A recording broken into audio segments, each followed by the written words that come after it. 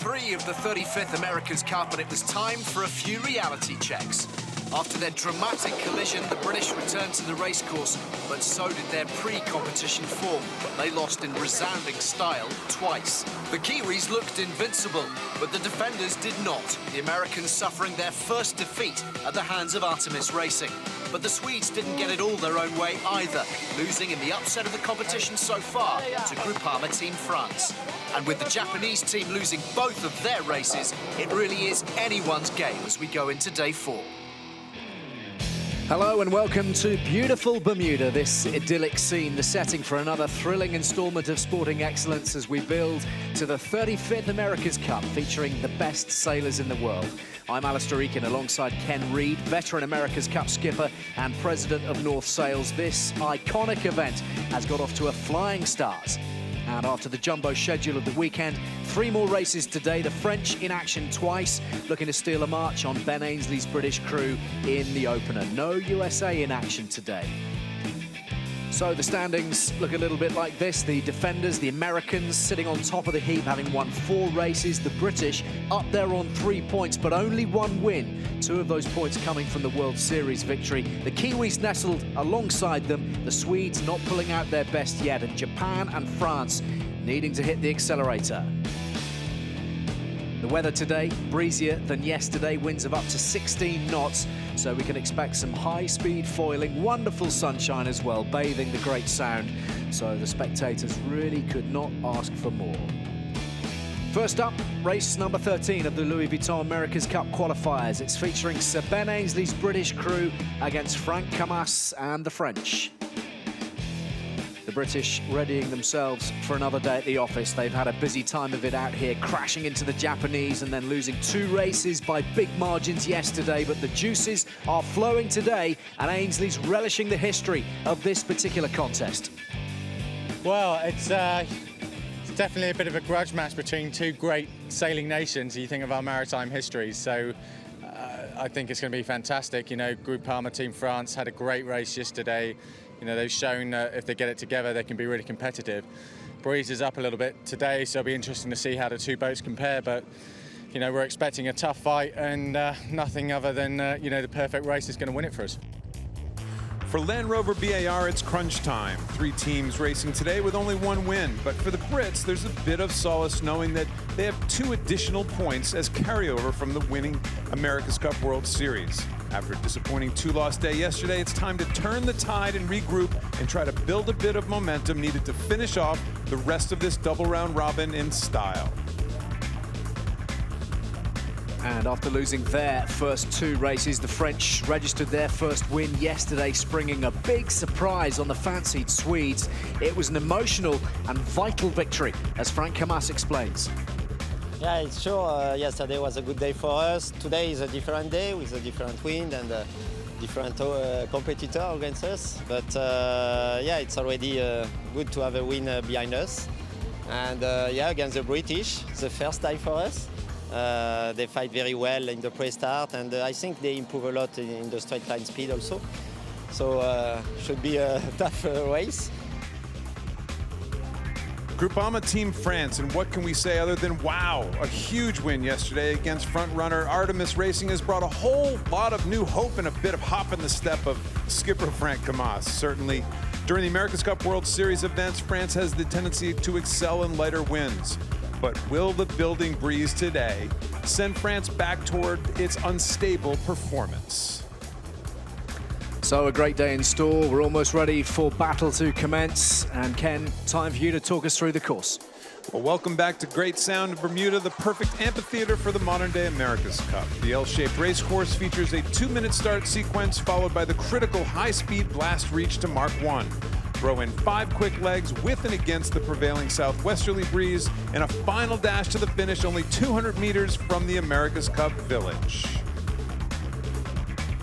So once again, conditions are fantastic. The stage is set. Is there a more beautiful setting in any international sport? I think you would have to search the globe pretty hard to find anything to match Bermuda and its crystal clear waters. But the beauty must be set to one side now as we look ahead to the gritty business in front of us. Britain against France, Ainsley against Camas.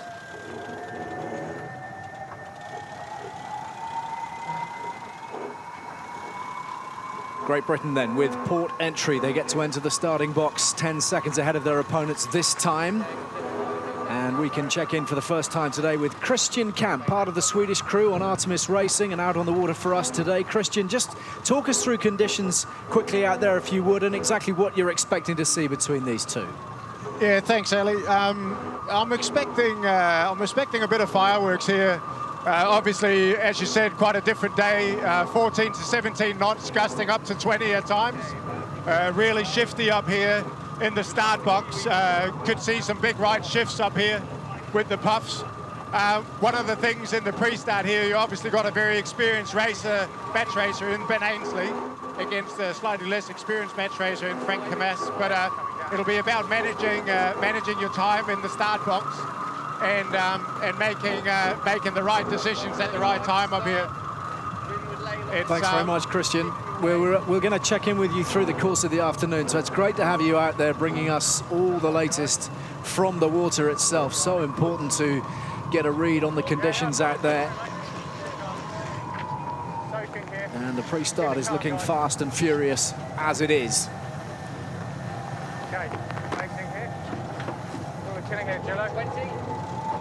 Windward lay line 190 away. So here we go then, race number 13 at the round-robin stage of the Louis Vuitton America's Cup qualifiers. The opening race of the day, Great Britain against France, and the dogfight, Ken, well underway. The dogfight is well underway. You see the starting line way up in the box, way up high, and these guys are actually very early for the starting line. Frank Kamas is very early, so you're seeing Great Britain, Ben Ainsley, going for what's called a hook maneuver. He's going to go down and at least push France as hard as he can toward the line and try to get them committed early or down below that lay line. This is the pushing and hooking maneuver that he's trying to go for, ripping in from behind and then trying to get himself overlapped. At worst, they're going to be early. You know, that's the thing that Ainsley's trying to do. At best, and actually attack by Groupama right there. They know they're early. They're really in trouble. They've been set up in trouble for this entire last 40 seconds because they were just too close to the line. They're going to end up starting well behind Ainsley when after the starting gun goes. So a masterful display in the pre-start from Sir Ben Ainsley and Land Rover BAR. They are off to a flyer. They will cross the line with a fair distance between themselves and the French right at the outset. We're going to go straight at Mark 1. Really important day for both of these boats. Not had things go their own way for the most part, but a real opportunity to stamp some authority on proceedings this afternoon as they fly across the water. And the British already approaching 40 knots. Going to be about 30 away after Mark 1.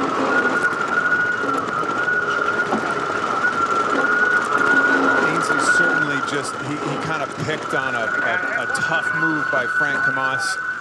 When he circled around and started back toward the line, that early, that close, you're really asking. It's kind of a recipe for disaster. And Ben was...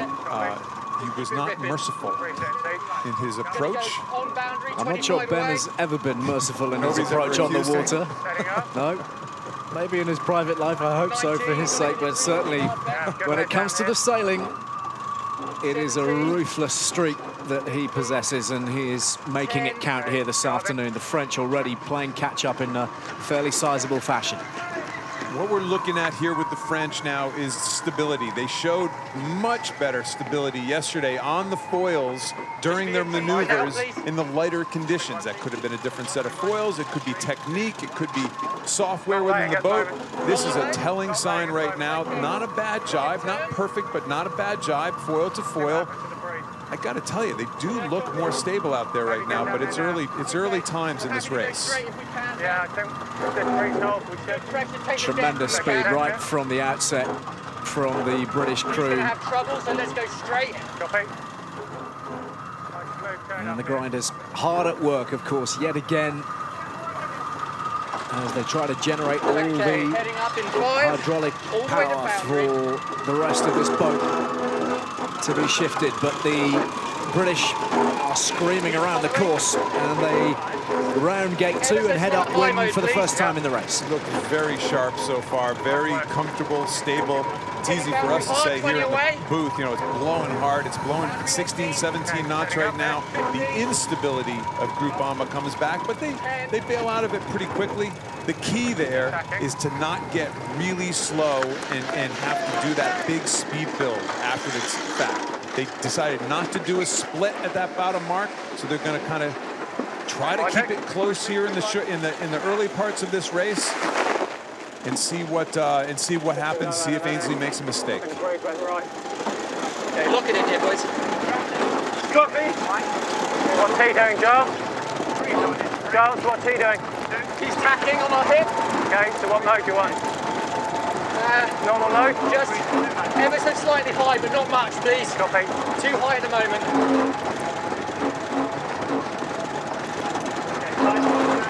You can hear very clearly the question from Sir Ben Ainsley to Giles Scott, the tactician. What is he doing? He's keeping a very close eye on exactly what the French are up to. I think when the breeze is on like this, the concentration of these drivers is immense. I mean, these things are, to say that they're on the edge is doing a disservice to things that are on the edge. I mean, this is marginal stuff all the time, and the windier it gets, the more crazy it is. And you can see by his concentration level and how he's relying on his tactician, it's all that much more important.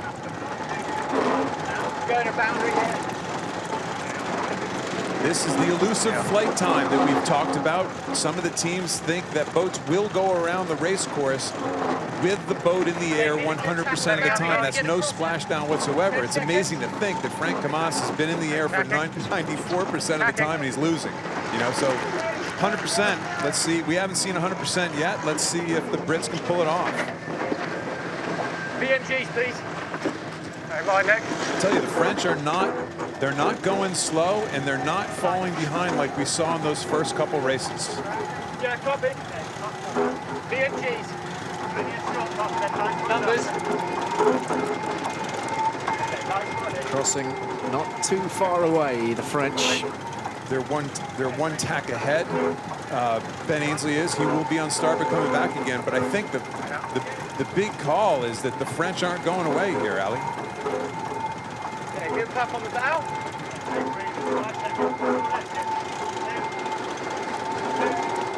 So battle well and truly joined out there on the Great Sound of Bermuda. Britain and France, two old foes going at it, hammer and tongs out there.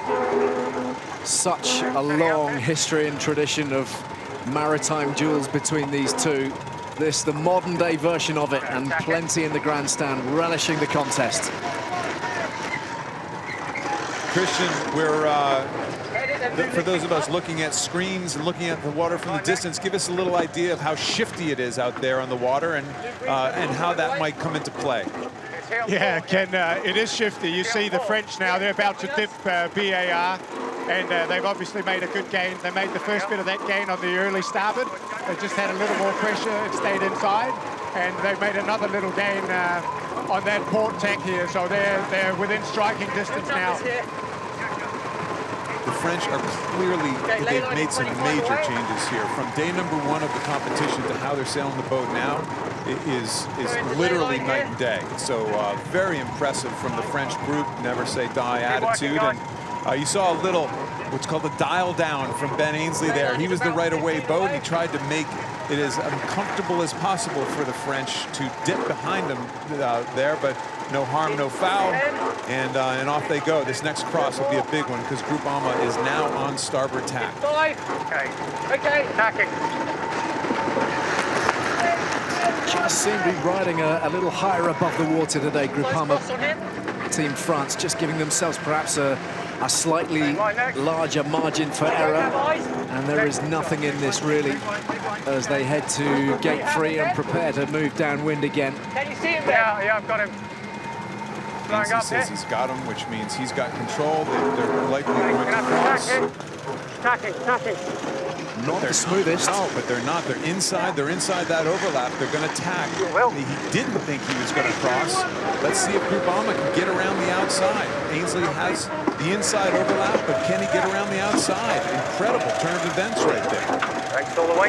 I really thought Ainsley was going to cross well ahead and decided at the last Keep going, minute guys. to splash down, stop it, and Okay, stand by.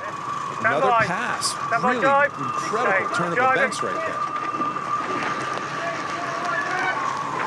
Well, once again, we're seeing how much one Not too high here. wasn't even a botched maneuver, was it? But it was Okay, right. not the cleanest, and that can Okay, really turn it down, cost guys. you when it comes to the meters between yourselves and the opponents.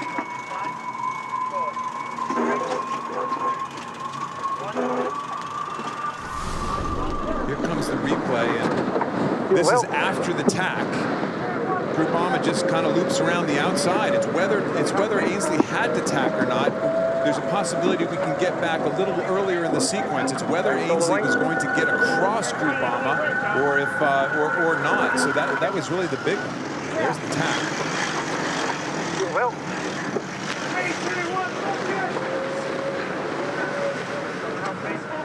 Ripping around the outside.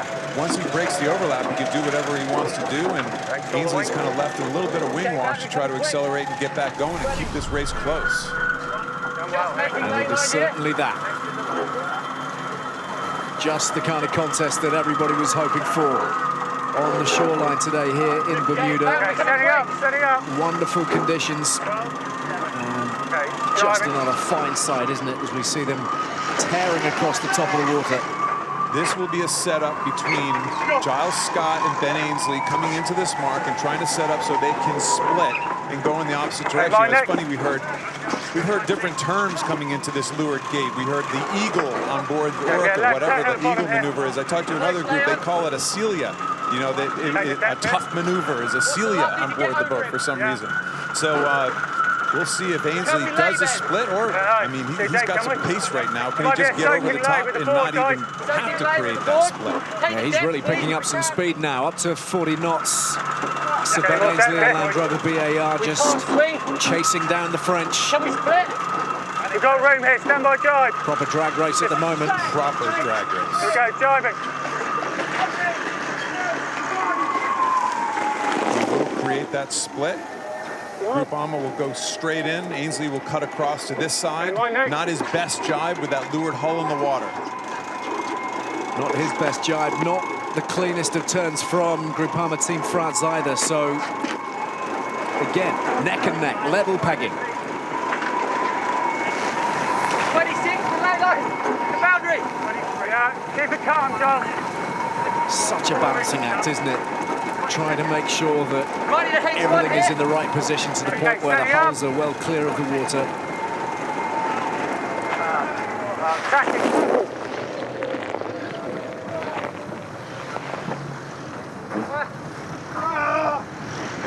Okay, here we go, guys. And another slow tack by Ainsley right there. Both boats put both hulls down that time. If you're behind, you cannot afford to make a mistake, and that leeward hull is still in the water right now, and they're struggling to get back up to speed. Only going 14 knots, Groupama's going 24.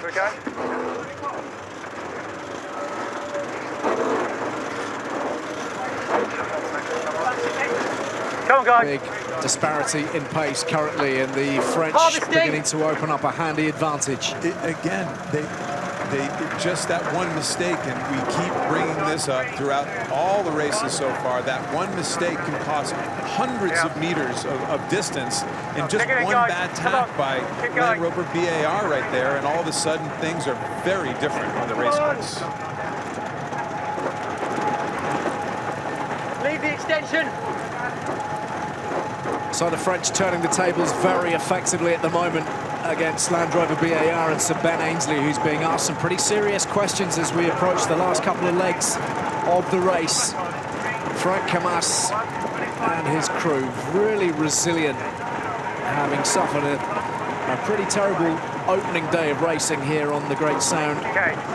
Setting Their up. stability, their control called into question. It's still far from perfect, as you can see. But they are setting the agenda now. It is far from perfect. And they're spending a lot of time in the water after that Go, tack, guys. and Come on. that allows Go. Ainsley to get back, to start getting back. You hear that traditional Ainsley. Come on, boys, dig it in. Come on, dig it in. We've heard that before. I think we everything heard that in. on San Francisco a few times. There's some interesting noises coming out of that British boat at the moment. Feeling the heat. Come on, guys, just keep working. Okay, take quicker now.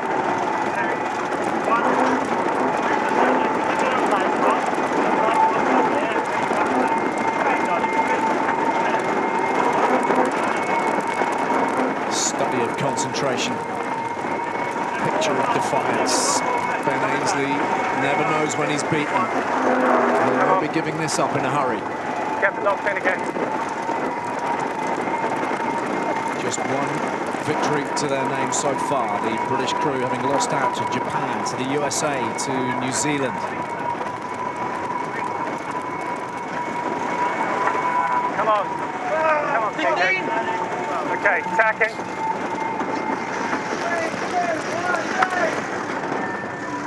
Our cameras are not working on Groupama Team France right now, hence the fact we haven't had lots of onboard shots there, but I'm not sure we have to right now. The big picture tells the story. No quit in these guys, though. There's no doubt about that.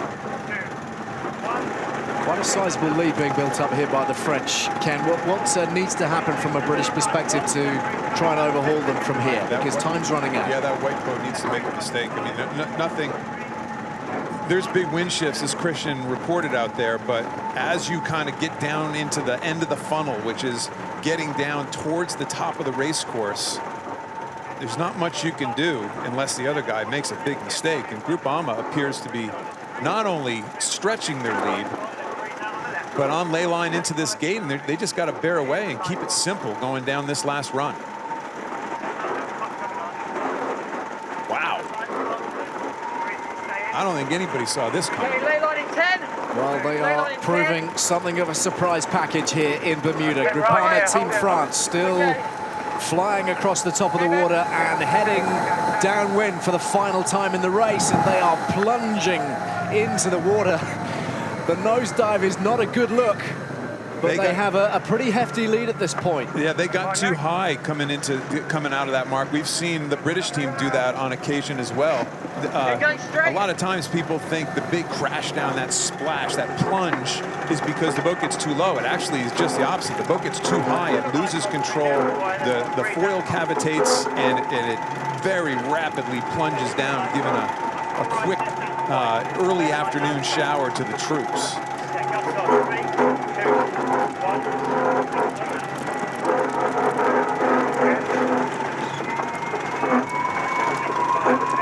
An eventful time for Land Rover BAR out here. That big collision with SoftBank Team Japan, and now under the pump from one of the underdogs, one of the outsiders to come through here in Bermuda. The French surprising people. It was enough to ambush the Swedes, and maybe they've got enough here to take out Sir Ben Ainsley and Land Rover BAR as well. The one thing you take away from that last rounding is Ainsley did not have that problem that we've seen them have in the past, which is that overflight, that big overflight, and then that plunge, the big crash, which certainly cost them a race yesterday. It looks like they've alleviated that problem, but still a few hundred yards behind, a few hundred meters behind. And these guys have gone from an early 90% fly time up to 95, 96%. That means they're spending a lot of time out of the water since that first time we saw the graphic. I don't know what to say. I don't think anybody saw this coming. I'm not sure the French saw this coming, to be honest with you. It's just a major feather in the cap of that entire organization to take a boat that they were literally struggling to sail, never mind at the elite level here. You know, you still see these little mistakes from time to time, but far fewer times than when we saw in the first couple races of the event. Well, even with those little errors, they will feel mighty confident from here. They can turn around and they will need their binoculars, because Sir Ben Ainsley is light years behind in real terms as they head for the final gate. Groupama Team France, really the story of the America's Cup so far. Their defiance in the face of all expectations. This, a very slick maneuver as they head to the finish line. Frank Camas is pulling it out of the bag.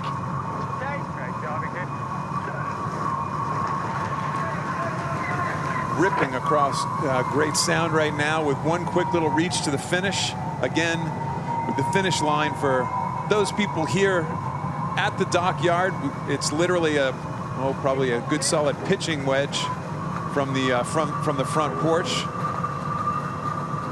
Go through that starting line and put the brakes on fast, because there's only trouble that lurks on the other side, which is rocks and a beach and maybe somebody's patio. Incredible. Well, it is a wonderful story. They have been up against it. They arrived here with, I think, low expectations from most aficionados. We saw what it meant to the French supporters when they came through to beat the Swedes. Real emotion etched on the faces of their fans that day. But here, confirmation that they are genuine contenders. They are right in the mix here in the America's Cup qualifiers. And they have put the Brits to the sword.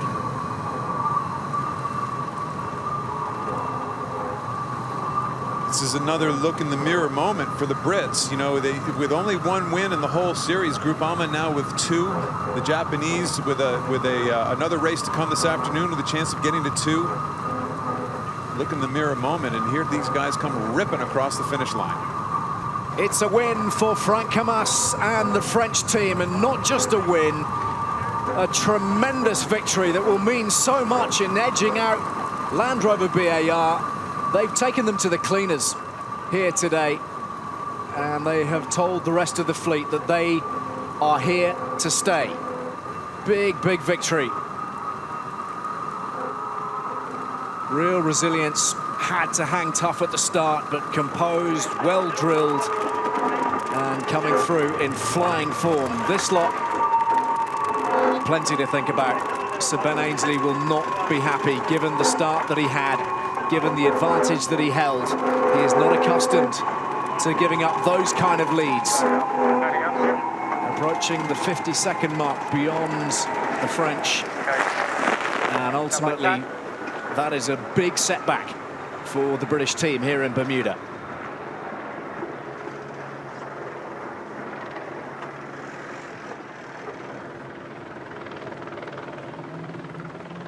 Exhausted sailors, and here the story of the race. Very much a tale of 2 sections. Yeah, and Ainslie just crushed Franck Camas in that starting sequence and built out to a nice lead.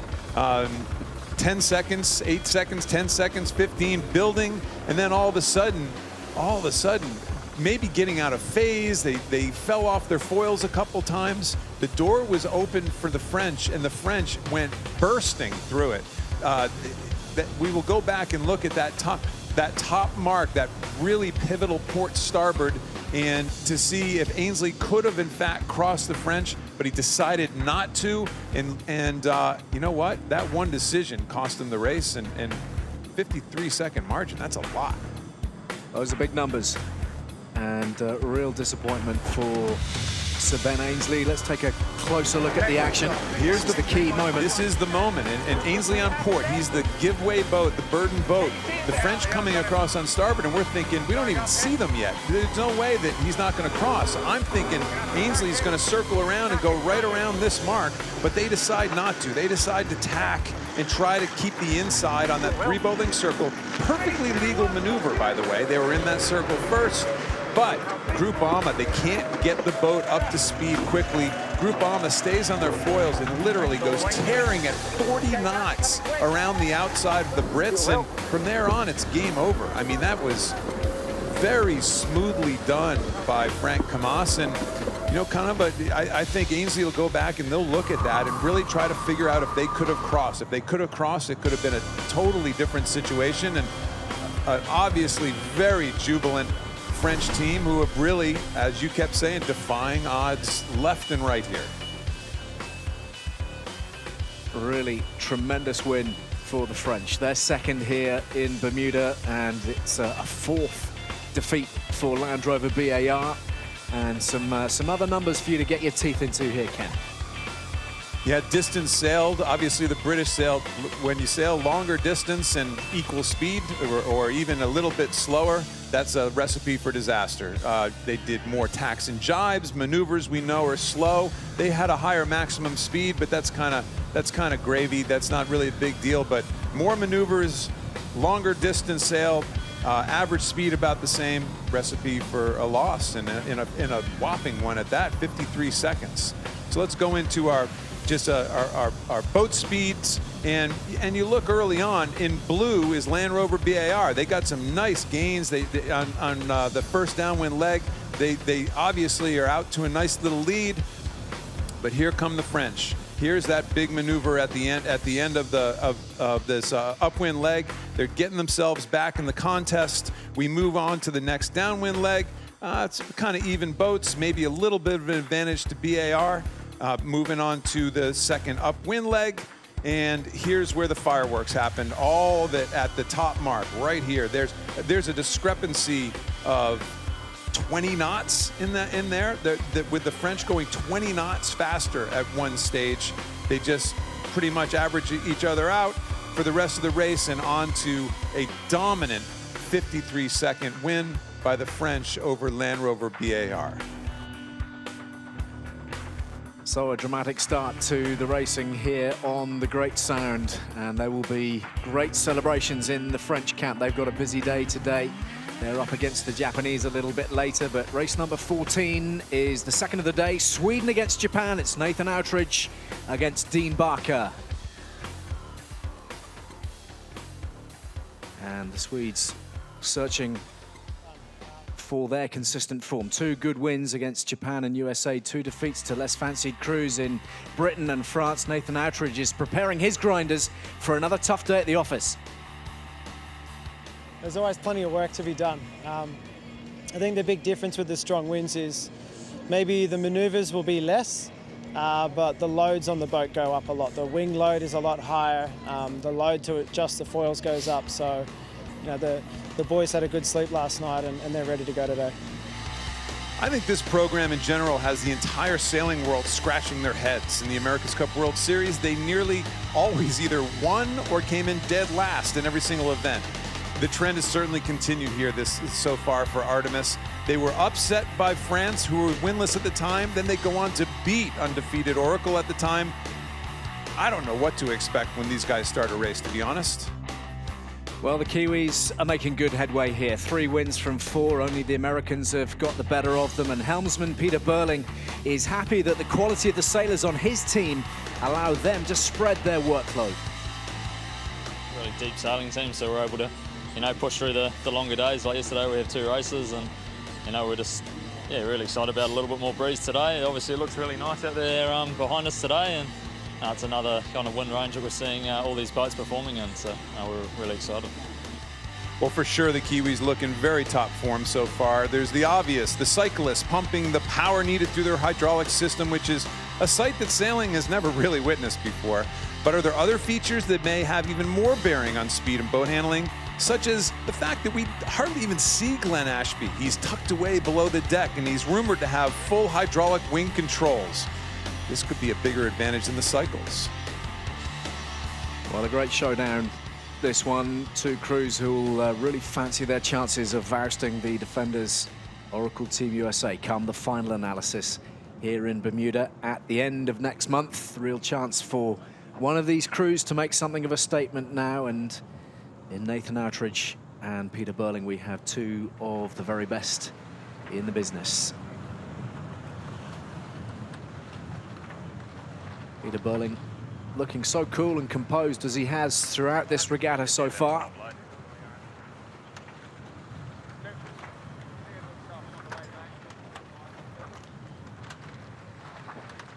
So the Swedes with port entry this time, and the duel underway. Let's hear from Christian Camp, our man on the water today, part of the Swedish team. Christian, how are your boys going to tackle the New Zealand threat today?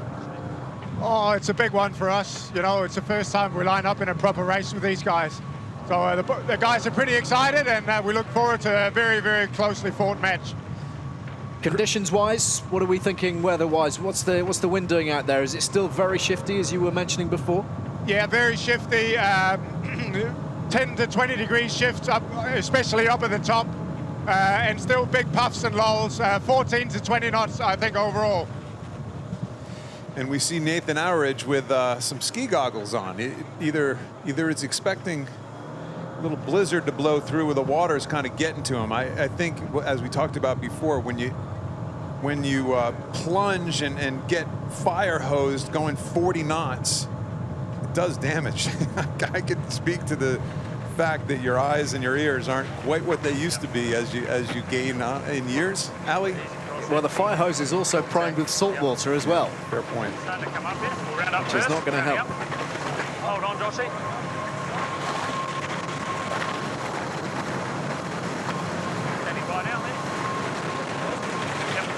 Race number 14, the second of the day in the Louis Vuitton America's Cup qualifiers. Sweden and New Zealand passing very, very tight to each other in the pre-start, Ken.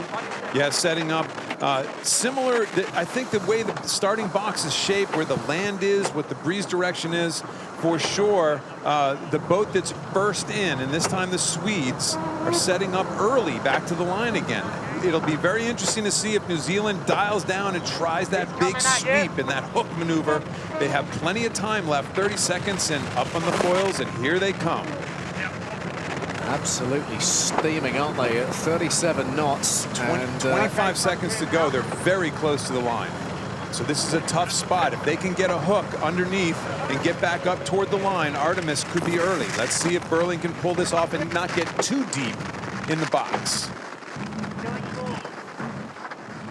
This is now a time and distance. Time and distance. Can Burling get through the wing wash of Artemis, or has Artemis done a great job of defending that leeward position and getting off the line, but actually over early? They actually pulled the trigger slightly early. Unforced error, and they're going to have to drop 2 lengths behind New Zealand. Wow.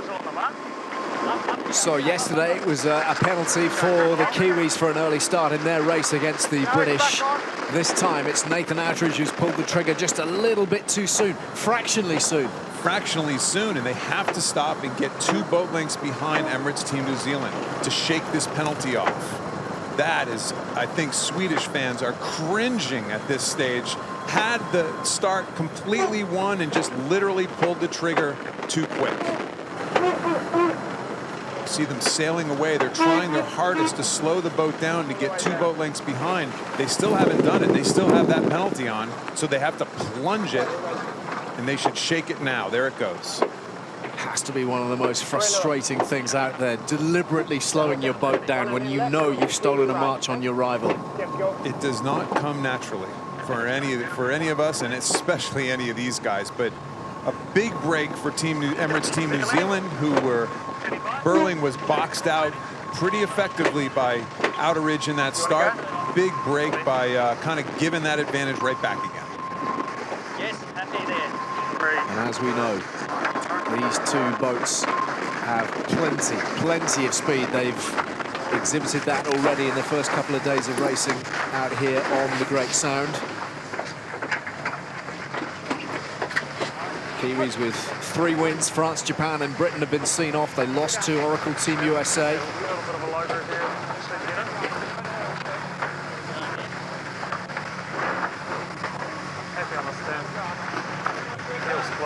Good pace from the Swedes too, as they look to overhaul this advantage.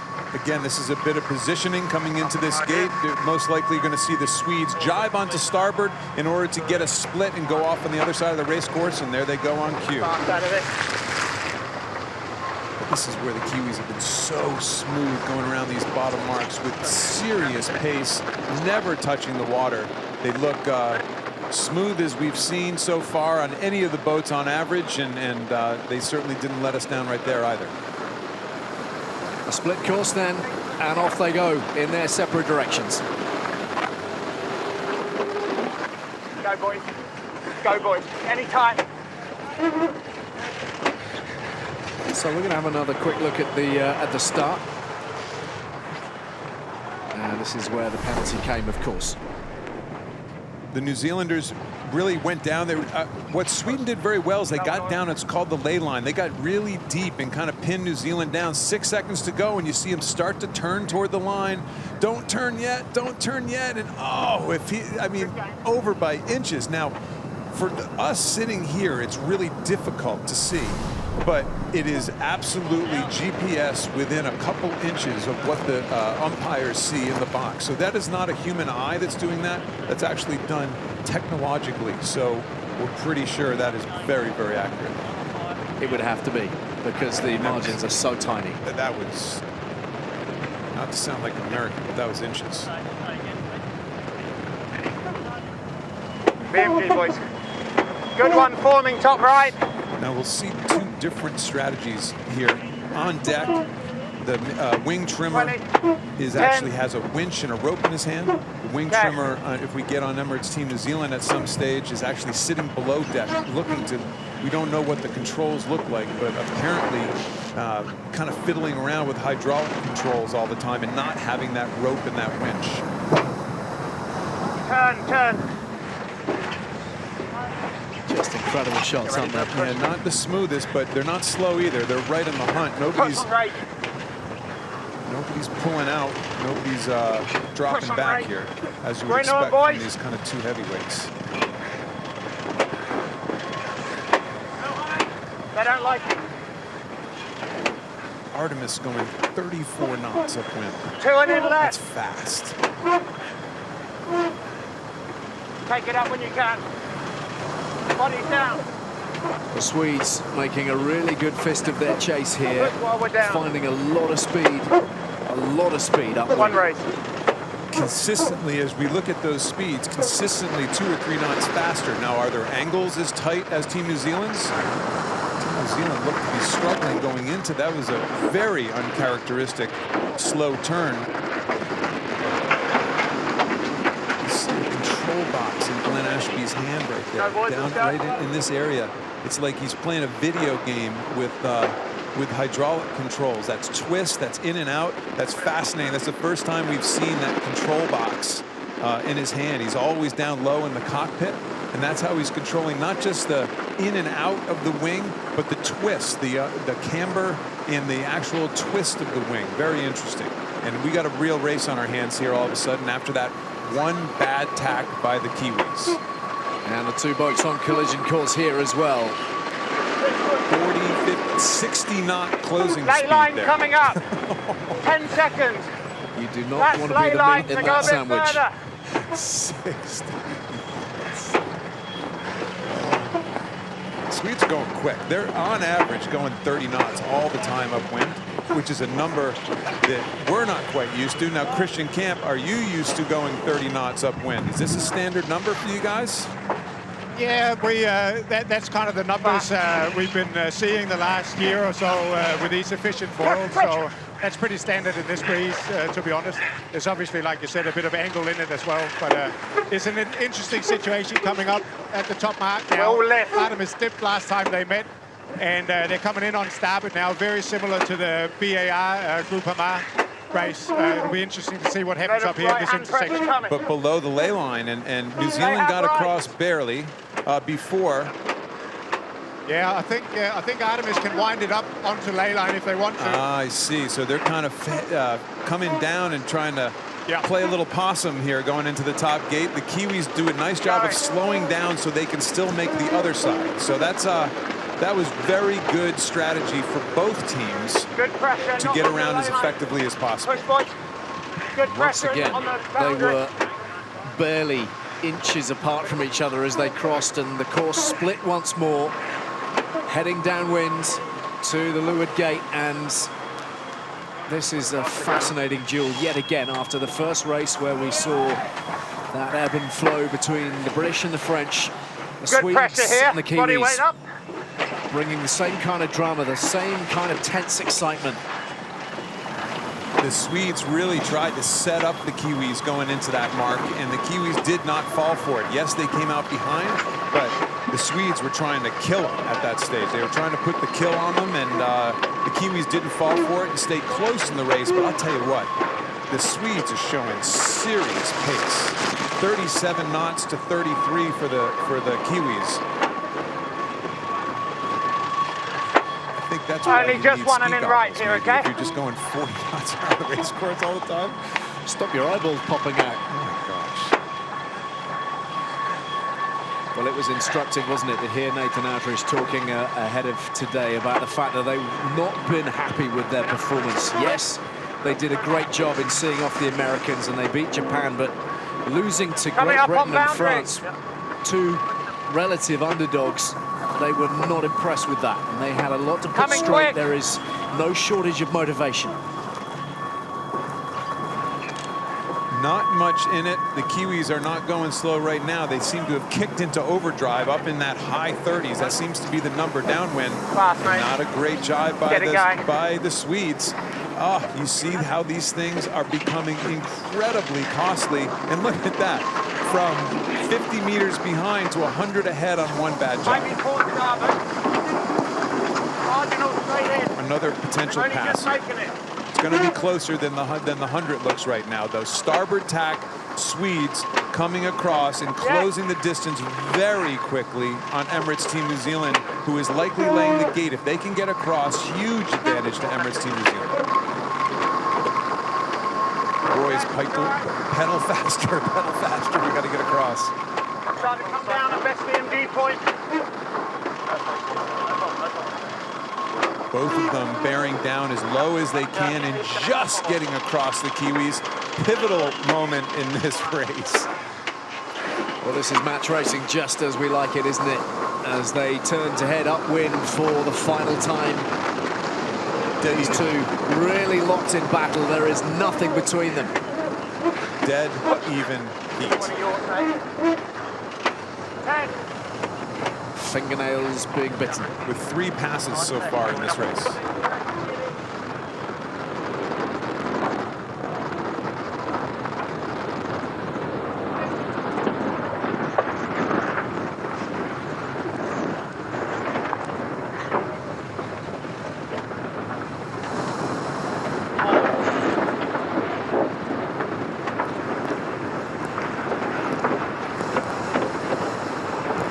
Flurry of activity from the cyclors, the men providing all the pedal power. If anything. Again, all these crosses are crucial now. Only 21 knots of boat speed on the Kiwi boat. 30 plus on Artemis. Again, they're probably bearing down for a bit of a dip. This is all about positioning now and just pace, not making that crucial mistake, that splash down.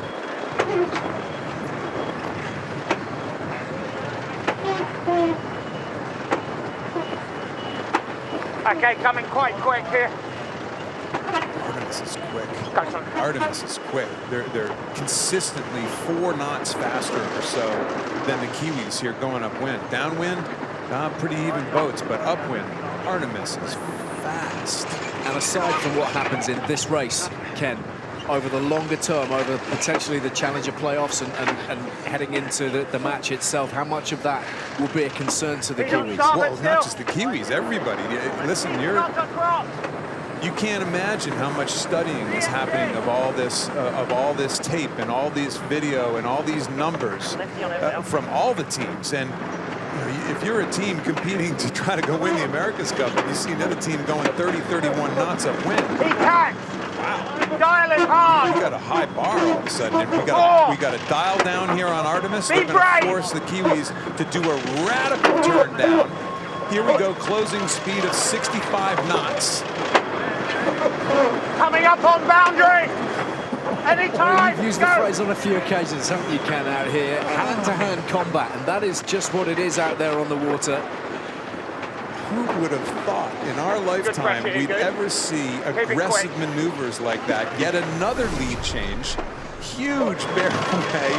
Artemis making it as difficult as possible for the Kiwis, and Burling just, again, doesn't fall for it. The fast dial down keeps it fully in control. It's like a lethal game of chicken. Again, the Top Gun, Goose. We need more speed, Goose. He doesn't lie. Coming up to the top mark. Can the Kiwis do one more tack and lay? They will have starboard tack advantage as they come across. We have not seen the end of the hand-to-hand combat in this race, I guarantee it. He's going about go. There's Ian Percy, the tactician for the Swedes. Here comes the Kiwis. They will get across. Nice little game. Christian, it looked like a bit of a right-hand shift at the top of the course, or how are you seeing the wind playing out? Yeah, no, I completely agree in that right-hander in the end there. The Kiwis seem to be riding a nice left-hander on the important tack after they dipped out of it. And now they're in a bit of a righty phase here, so they did a good job on that. It'll be interesting. It's still not over here. Be interesting to see what happens at the top. The Kiwis look like they're taking a small header there, so I'm not sure they're laying. Now, was that a hopeful Christian Camp, or was that the unbiased media Christian Camp? Hey, this is a guy who loves yacht racing. This is one of the better yacht races I've seen in a while, so this is awesome. Okay, so the Kiwis are going to have to tack again to get around this gate. As soon as they tack, they are on port tack. Can they get across? This is the moment of the race. Can they have a nice, efficient tack and get across port starboard? Are they going to have to tack back a second time? I think they've just done enough. Not a huge amount in it, but they've come through. There is no apparent button push from the Swedes. The Swedes think they got across okay, and here we are, dead heat yet again. Once more the split course, and once more the drag races. They head off in their separate directions. Downwind for the final time. What a race this is turning out to be.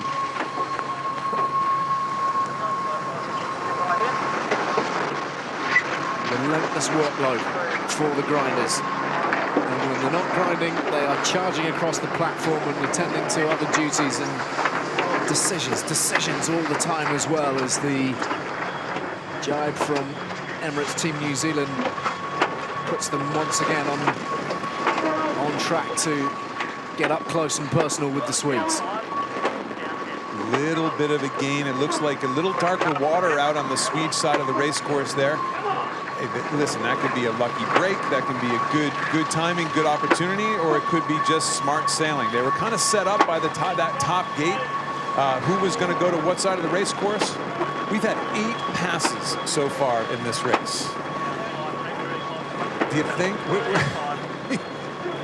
It's a game of noughts and crosses out there. Well, I have to say, there's a lot of talk from traditionalists as to whether this is real match racing. 8 passes in a race, hand-to-hand combat, dial downs, trickery at the top mark. One little mistake. Look at the Swedes have kind of an average jibe, and all of a sudden there might be our 9th pass coming up. You never know. Good pressure here. Starboard tack, Artemis Racing on starboard tack. They will have right away if the Kiwis can't get across. Remember, these guys grinding. For those of you dialing into our broadcast for the first time, everybody grinding, pumping hydraulic pressure into the system to be used to control every bit of stuff on the boat. Foils under the water, foils above the water. Lay line now. This is not over by any means. Starboard tack coming back to Emirates Team New Zealand if they don't lay this gate. If they do lay this gate, they have the bottom gate, they have an advantage. I don't think they're going to be even close. So this will be one more port starboard. Both boats have to jibe one more time. Fast build. Well, a short while back, they really picked up a surge of speed, didn't they? Almost approaching 40 knots, but now heading for the final gate. Still nothing in it between these two. Starboard tack, Emirates Team New Zealand, but it looks like Artemis might just get across. There is an overlap, so Emirates Team New Zealand does have the right to jibe inside, but that jibe maneuver is going to be slow, and Artemis gets around the outside. Looks like the Swedes might just have it here, and now New Zealand are almost stalling. Bad jibe by Emirates Team New Zealand, but in a really tough spot. They came off their foils, they got high, they got low. That was a tough spot. Artemis did exactly right, but man, no guts, no glory in this. Well, I think at this point, the Swedes just beginning to recognise that the victory was going to be theirs as the Kiwis plunged down into the water. The Kiwis had inside overlap. Artemis had to stay clear, had to give them room to round the mark, even though they were coming in, on starboard tack, but that doesn't matter. They had to pull off the perfect jibe on New Zealand and didn't quite do it. Wait a second, we have a penalty on the Swedes. You keep an eye on him, Riddle. I didn't even see the flag that was hoisted. I did not. We're good, mate. It's right. With any luck, we're going to be able to hear from the chief umpire shortly. No way. No way. Oh, you've got some angry guys on Sweden right now. I thought they gave plenty of room to the Kiwis going around that mark, but it appears that there's a penalty on Sweden. We're going to get Richard Slater in here when we can. It's taking a little while to work itself through here, and could there be another dramatic late twist to the tail as they bear down on the finishing line? The Swedes still with the penalty. What's the ruling? You hear some angry Swedes out there right now. They are very surprised at that call. All of a sudden, Emirates Team New Zealand will get the win. So the Swedes having to bear away from the finish line, and Emirates Team New Zealand cross over, and still no ruling from the chief umpire. Let's hear from Richard Slater now. Yeah, hi. At the leeward gate, we had a port starboard between New Zealand and Sweden. Wow. I am not one to disagree with the umpires because I've gotten in trouble in my sailing career every time I've tried to disagree with the umpires, but we're going to have to go back and look at that again. I saw it as clear. I think the Swedes could have actually crossed if they wanted to. And I also think Emirates Team New Zealand may have, they're bearing away. I got to tell you, I think that's a tough call against the Swedes right there, but I think these guys agree. Yeah, we took the idiots down. Well, high drama. They're completely rubbish. And big controversy here. The Swedes will be livid. Weak. Your microphone. And in the meantime, Peter Burling of Emirates Team New Zealand will be a mighty relieved man, because it looked for all the world as if their challenge was done. Yeah, you were just yelling and we couldn't hear Bottom line was, it was one of the most dramatic races we've ever seen, if not the most dramatic race we've ever seen in this modern day America's Cup format.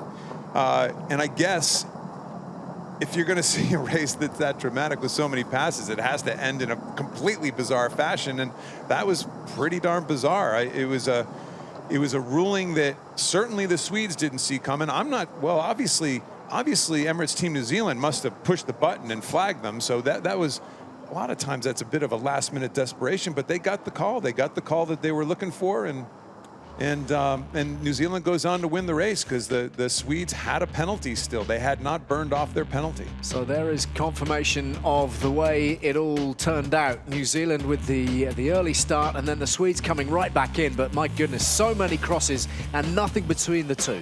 It looks like a benign race. One boat was ahead early, one boat was ahead medium, and one boat passes late. There were 9 lead changes in that race, and that is the drama that we've been hoping we would see here on the Great Sound. And let's chat with the helmsman of Emirates Team New Zealand, Peter Burling. Peter, congratulations. High drama and controversy right at the end there.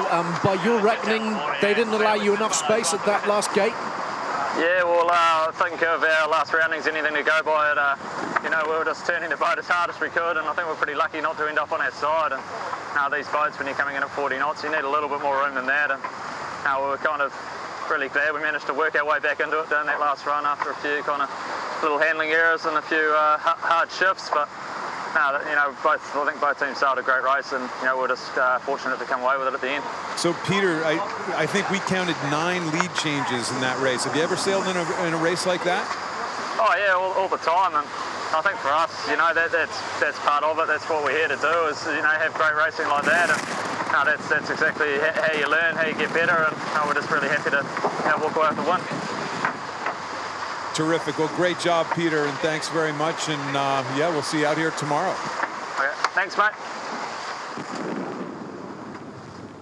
So I feel pretty sure we might not have heard the last of all of that little saga, but the Kiwis much the happier after victory in a dramatic race against the Swedes, and it will be France against Japan next up. But here's a look back at the race itself. Yeah, it started off with Nathan Outteridge doing a really nice job. The hook was attempted by Emirates Team New Zealand. Outteridge did a really nice job getting very low in the box, to the left side of the box, but pulled the trigger about a millionth of a second too early, penalized, letting Emirates Team New Zealand across the first time. Then another big moment in time. The Swedes come in on starboard tack. They slowed. They tried to actually box out Emirates Team New Zealand. Team New Zealand did a nice job of actually slowing themselves and giving them a nice path around the mark, staying in the race. Coming down to mark, this is the moment. Was Artemis able to get across? Were they going to get across or not? And the judges, the umpires said no. Emirates Team New Zealand, very smartly, by the way, pushed their button. A lot of times, you ignore the fact to push the button and you just kind of sail on in. Yes, they had a bad jibe, and they almost flipped the boat over, by the way. But they were smart enough and cool enough to push the button and make it work. So, no time to draw breath. It's France against Japan next up, race number 15, third of the day. Busy day for the French after just a single race yesterday. Significant one, their first win in many respects, a shock result in turning over the Swedish team.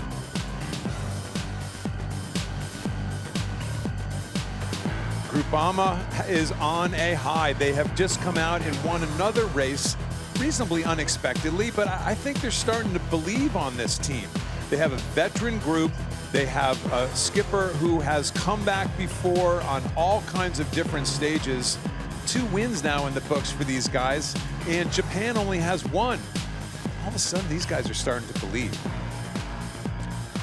Well, the Japanese crew haven't had things their own way here in Bermuda just yet, underperforming, losing out to Sweden, USA, New Zealand, their only victory against the British. Dean Barker, the helmsman, all too aware of the French threat, and he remains fully focused. You know, we're pretty happy, you know, like across the range of conditions. You know, we're sort of pretty comfortable in our boat and what it can do and everything else. So yeah, we're just sort of go about our business as we normally do. You know, we've got no control over what Groupama does, but you know, I'm sure if they can put it together, they'll be, you know, tough opponents. Quickly change their fate. Skipper Dean Barker and company simply have to learn how to hold down a lead. They've led in many of the races to date and finished with only 1 win so far.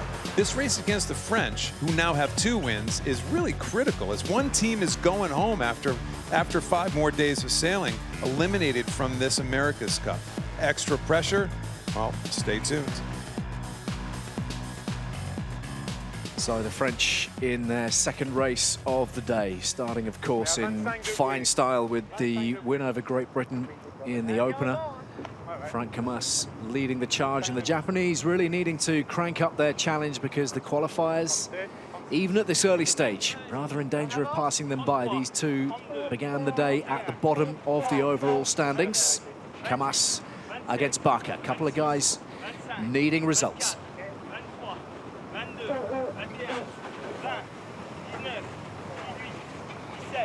So the French with port entry this time, the battle line's drawn. Let's check in with Christian Camp again out on the water, part of the Swedish outfit here. Christian, for your money, who's holding the aces in this one? I think all common sense has gone out the window the last 2 days, but I put my money on Team Japan. They've looked really fast in the race weeks we've done earlier, but Frank and his guys are certainly sailing really well, so it'll be another close race. Can we quickly get your opinion on the drama of the last race and the penalty that your side picked up? Yeah, I'm not happy with that penalty. I don't think there was much wrong with the situation, but I can't see it from where I am. I'm sure the guys are going to have a look at it, but a great race and showed some great promise, I think. Thanks for your time, Christian. Very diplomatic. Very diplomatic. I'm still breathing hard from that last race, so I'm not so sure how the guys on board are coping. Hey, the French, here we go. This could be a 2-win day for the French. I tell you what, they go to 3 wins. Japan stays at 1. They things are starting to get a little dicey for the Japanese team, and nobody expected that as we came in to this double round robin series. Race number 15, the third and last of the day.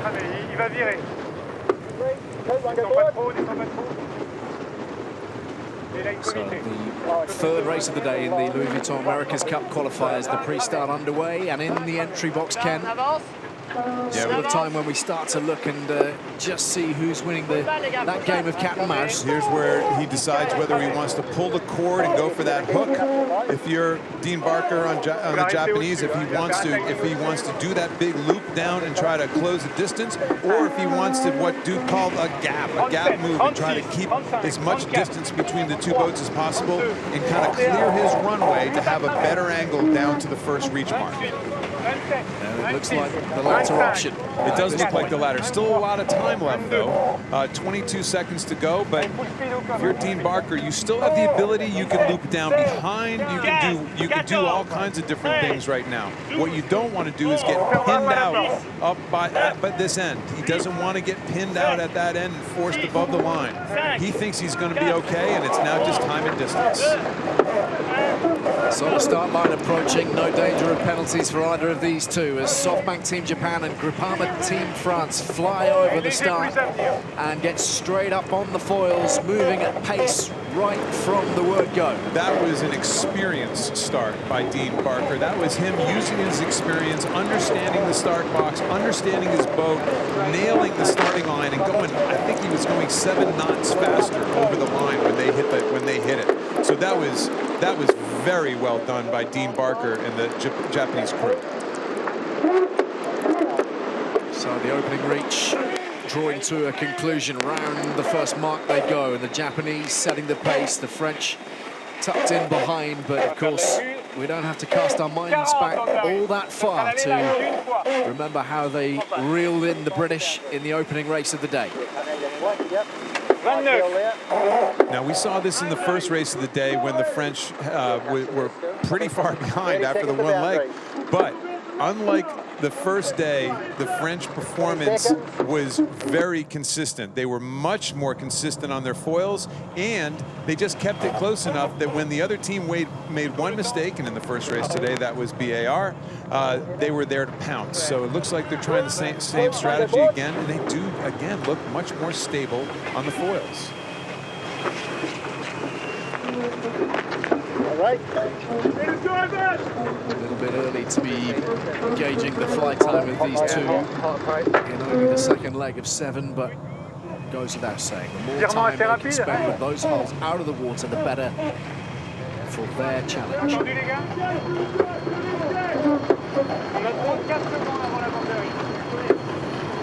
Japanese know have excellent boat speed, hovering around the 40 knot mark, and round gate 2 looks like a smooth maneuver from Dean Barker and his men. Very smooth maneuver going around that mark. 40 knots going into it. I'll tell you, the French not quite as pretty, but also not crazy either. Not well off the pace as well.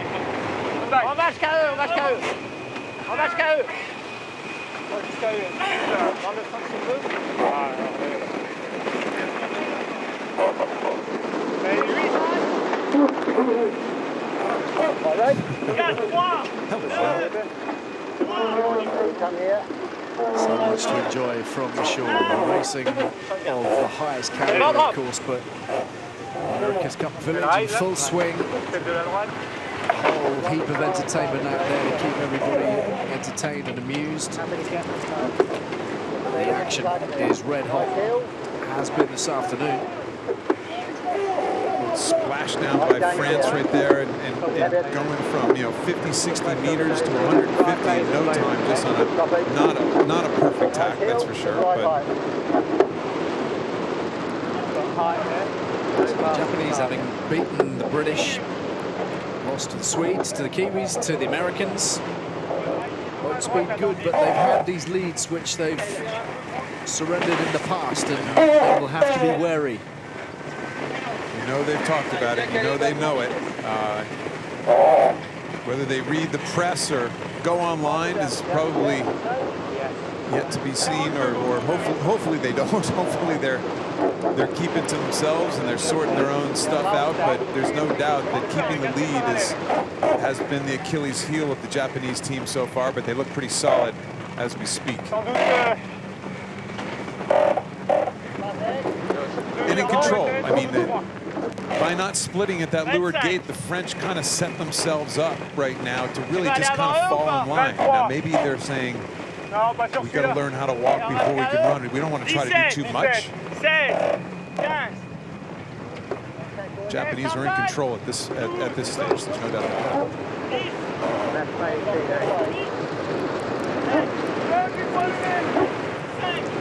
It's looking like a rather different dynamic to the one from the previous race. A decent distance opening up here between the Japanese and the French, and Dean Barker is the one controlling operations. The French might just have strayed into the boundary, just on the edge of legality. Yeah, that was very close. And again, he's doing that. He's trying to stay on the high side of the line that the Japanese are running, but at the same time, by not taking that extra jibe at the bottom gate, he's just set himself up in a way to just follow the Japanese around the race course right now. Maybe they're just working on their systems. Christian, we know that leeward gate is really hard, that extra jibe, but at that stage you got to do something, right? Christian with us at this exact time. Stretching out by the Japanese right now. Standing by.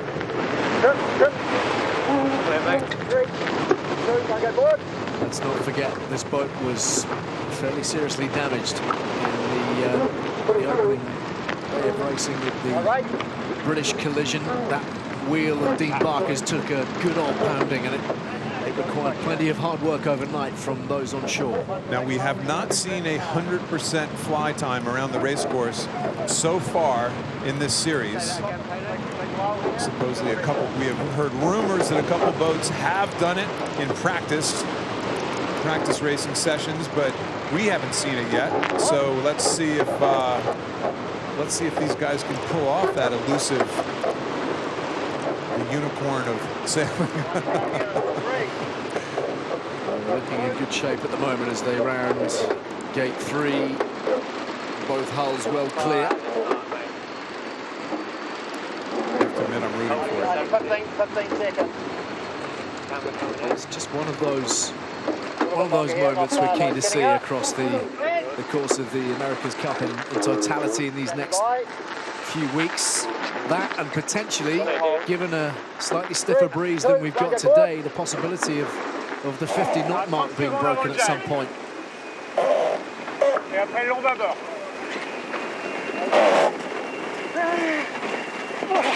Plenty to do here for the French, and just not quite the same clinical execution for them. Yeah, exactly. So interesting how the tale of two races, a morning race and afternoon race. Who knows what the difference is? By the way, we always tend to try to find a fault in the team behind, but we also got to give credit to the team ahead. The Japanese are sailing flawless, and just given that start, I mean, the start was really well done by Dean Barker in order to keep that gap and just to send it. And here it is, he's just sending it from well behind. So they're going 9 knots faster, 10 knots faster when the starting line goes.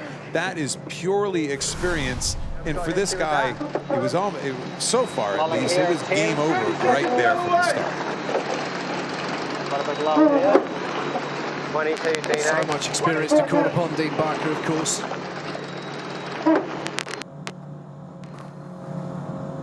Bringing it all to bear on the great sound. Yeah. Happy mate, 10. Setting up. Flawless performance.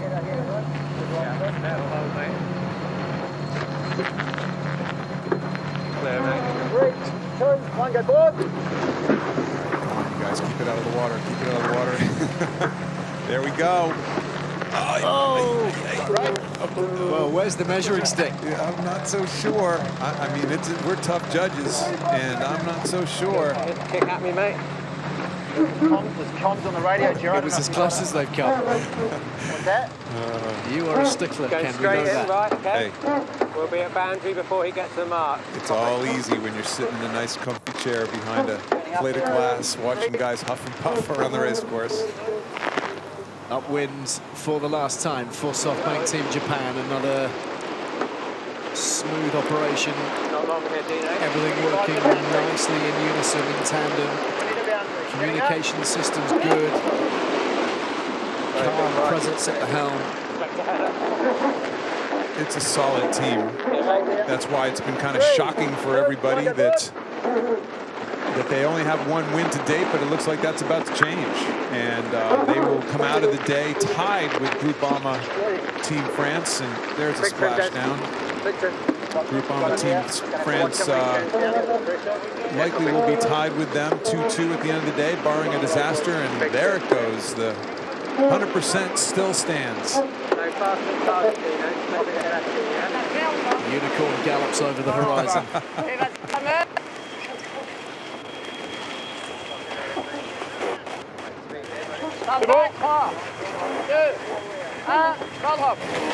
Tale of two boats. The French so good in that opening race against the British are now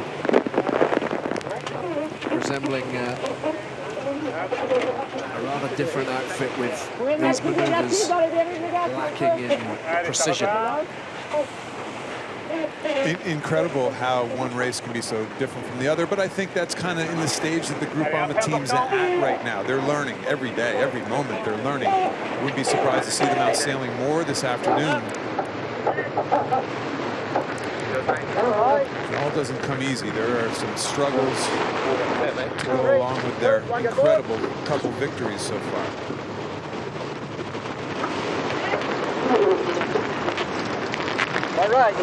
So a wonderful view of SoftBank Team Japan, who are in cruise control mode at the moment.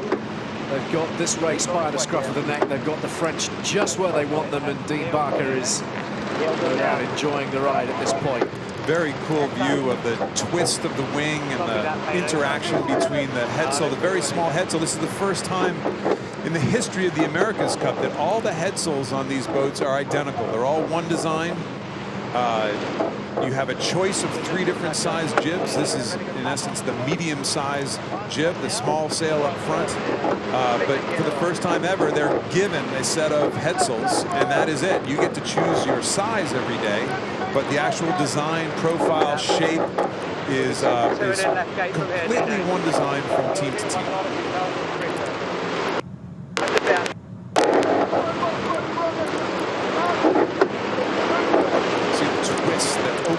The top of that wing opening up. They can open up almost 30 degrees from the bottom of the wing to the top of the wing. Just amazing pieces of engineering, and one of the things that the teams can do different from boat to boat is how they control that. The wing itself, the profile itself is identical, but how they control the flaps, how they control all the different shaping of it, they manage and they decide how to do. You see that thing pop. Traditional kind of a main sheet arrangement, unlike what we saw with Glenn Ashby. Glenn Ashby looked like he was controlling a crane earlier with a little box. Chris Draper, who's controlling the wing on this boat, is much more of a main sheet, traditional, almost a main sheet traveler type of situation. Straight in, left hand mark, up here, stand it down a bit. Wait to see from there, Dino. 25 seconds to lay, Dino. Yeah. Your catch. Your catch.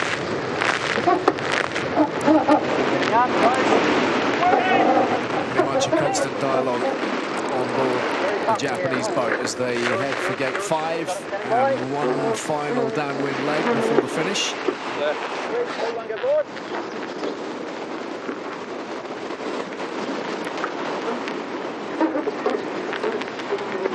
At this stage, you're probably a bit on cruise control. Although, you know, we've talked in the past. Can you take your foot a little bit off the pedal? I maintain in talking to these guys, you can't, because that's when you get yourself in trouble. You have to keep the hammer down. That's how these boats are sailed. You have to keep it on the foils. You have to keep it hauling. And believe it or not, that's the safest mode you can sail these boats in. So the mindset of the helmsman at this point, for Dean Barker, he'll be imagining the French are right on his tail. Yeah, pedal down. I mean, you don't want to look around. You got to keep your concentration because, you know, Christian, you sail on these boats a lot. You lose your concentration, things can go bad pretty quickly. Yeah, I mean, they are a dangerous piece of equipment if you don't handle them with care. And the harder you sail them, the easier it is to sail, actually. So you gotta make sure you've got enough oil at all times, and you got to sail the boat at 100%, and that actually makes for a comfortable ride, or a reasonably comfortable ride. I'm not sure comfortable is.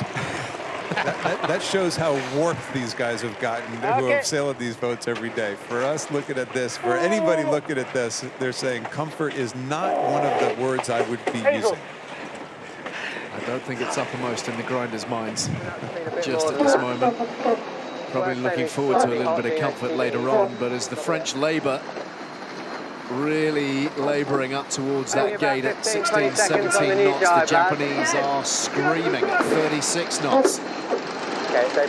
This is a bit of a thrashing. I wonder if there's something wrong with the French boat. They're only going 16, 17 knots right now up at the top of the course. So you got to wonder if they have some issues. You know, they had a 2-race day here today. There could be some fatigue side of things. But you got to give these guys credit. And we keep talking about the other boat. There was certainly a little bit of pressure on this team coming into this race. They were not living up to the performance levels, their standards, not our standards, but their standards, I guarantee you. And at least temporarily, they've put that to bed pretty well. All right. Looking at me, mate. You're setting up pretty much straight away. Yeah, a little way, little way. Particularly given their pre-race billing and the time spent on the Great Sound out here in Bermuda in preparation. They had not been delivering in the opening couple of days to the extent that they were after. But this is much, much more like it. One more jibe and through this gate, and then comes the screamer across the Great Sound to the finish line right off the beach here at the dockyard. All right. Camber. So the final gates and the reach to the finish. Boats peppering the boundary. Great view to be had out there. And SoftBank Team Japan in full cry.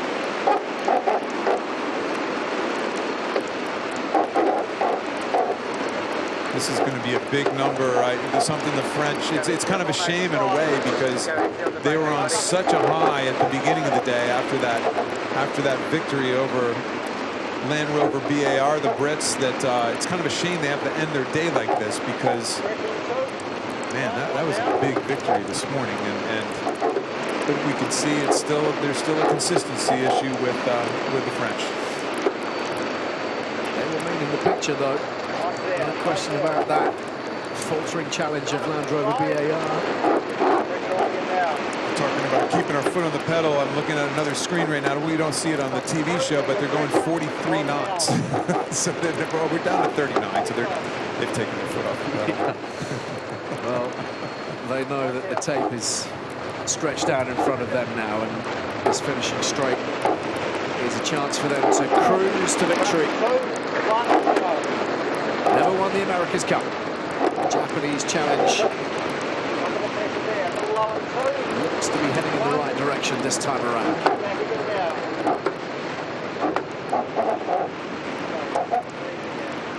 Fabulous support, all getting to their feet to recognise a powerful run from the Japanese, dishing out a real thumping to the French. And no question about it, morale raised for Dean Barker and his crew. Immediately, right? Immediately. That's just a page turner. You know, you got to come out and prove it again tomorrow. But this is certainly a maybe a little bit sleeping a little better tonight, and for sure for their entire project. You know, think of the family, the struggles of the families, and the shore team and all the administration. Really nice work by Dean and his team. French team have kind of taken their foot off the pedal here, kind of cruising around that mark at only 13, 14 knots. Let's see if they get up on their foils here, because you think if they don't, there might be some underlying issue? That would be the telltale sign.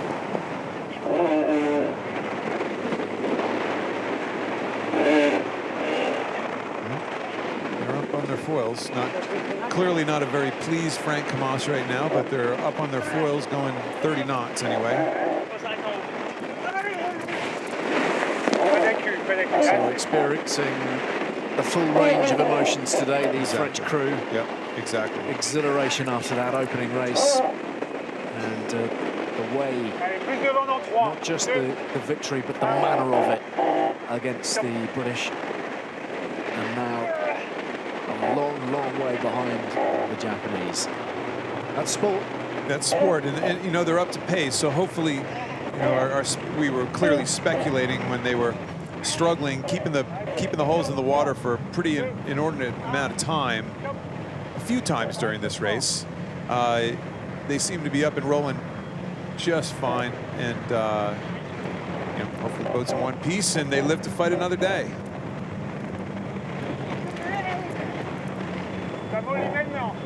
The dockyard up ahead on the right-hand side, all the super yachts gathered, even on a Monday, on this Memorial Day, back in the United States. Hundreds of boats out here circling the race course, around the edges of the race course, watching. I mean, picturesque setting like you can't even fathom. So the last few turns of the grinders, and the French crossing the line. Not to be this time for them. Heavy schedule for them today, featuring in 2 of the 3 races. 1 win, 1 defeat, and disappointment this time around for Frank Camas. So let's have a word with Dean Barker, who will be enjoying the victory, no doubt, on board the Japanese boat. Dean, many congratulations. That was very, very smooth, it seemed to us in the commentary box, and a great start, particularly just 10 knots faster at the start line. Well, it's sort of be nice if we could do that every time. I think we sort of were lucky just the way it all set up, but yeah, we took advantage of it, and yeah, obviously made the first reach a little more comfortable. Dean, back on the saddle, we know you well, and we know you don't like to lose, and having only 1 win coming into this race, a little bit more pressure, or is it too early to start feeling that? I think it's very much a learning process through this stage, and you know, we want to make sure that we carry on, obviously, but it's you know, we've let 2 races go where we've been in control, and you know, we're obviously disappointed with those, but I think some of the good learnings come from some of the mistakes. So yeah, it was great to come out here and sail a really good solid race today. Dean, thanks for your time. Congratulations. Yeah, thank you very much. So SoftBank Team Japan with their 2nd victory of the regatta, and the race summary there. Going, gone. You know, really, we were very impressed by the start. Again, kind of a veteran move off the starting line, sensing how the situation was setting up, being comfortable, being patient. He just kind of hung out. Dean Barker hung out at the weather end and just sent it. He didn't think Frank Camas could get up to that pin right in front of him. Frank could not get up there in time, and he started going. He was 10 knots, and I repeat, 10 knots faster than the French were going off that starting line, and from there on they just stretched. There's not much else we could say. They were out of the water 100% of the time for over half the race. They certainly, you know, it was really well done, and they kind of cut the French down a peg for sure after they had a little bit of momentum. So a victory for the French in that opening race, and it was a good one too against their old foes, Great Britain, New Zealand, seeing off Sweden. Plenty of drama and controversy in that towards the end, and then the Japanese edging out the French. 3 more races tomorrow, continuing the round-robin stage of the Louis Vuitton America's Cup qualifiers. New Zealand, Sweden will be a thriller to start us off. France against USA, and then the Swedes in action for a 2nd time